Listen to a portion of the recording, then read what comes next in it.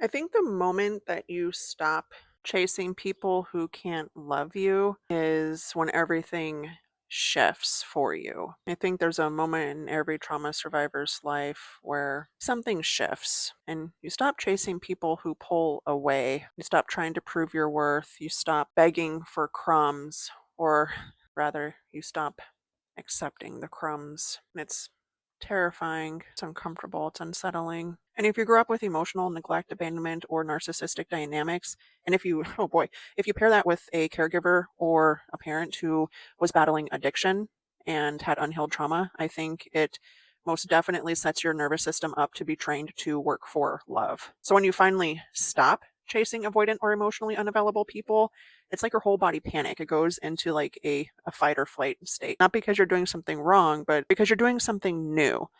And usually, what happens when we try something new? We can get uncomfortable, we can become fearful, anxious, worried, whatever emotion or feeling you want to put in there. It can be unsettling at first. And your inner child believes that love is earned through overfunctioning, overgiving, over explaining, staying small, staying quiet, staying grateful for the bare minimum, and even grateful for the abuse because at least you got some attention through that abuse, which is totally fucked up. Um, so when you stop chasing abuse, it's like your brain goes into withdraw. It feels like loss, feel like danger. It can feel like you're abandoning someone. It can feel like you're doing something wrong when what you're really doing is you're finally choosing yourself. So when you stop chasing emotionally unavailable people, you're not just breaking a pattern, you're breaking an identity. The identity is shaped by a childhood where you had to earn connection, the identity built in the underworld of survival, the identity that believed love required self abandonment. That's why the shift feels so disorienting. You're not losing a person, you're losing the version of you who needed to chase them. Damn.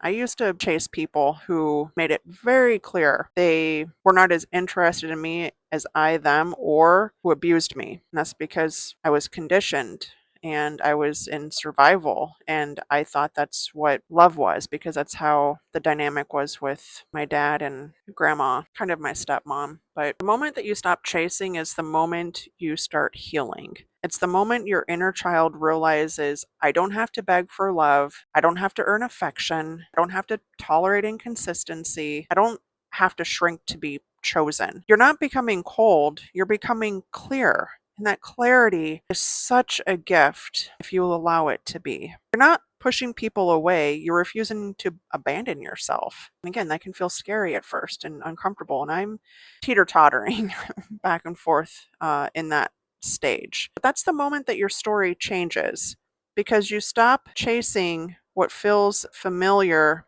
and you start choosing what feels safe, even if what is safe feels unsafe at first.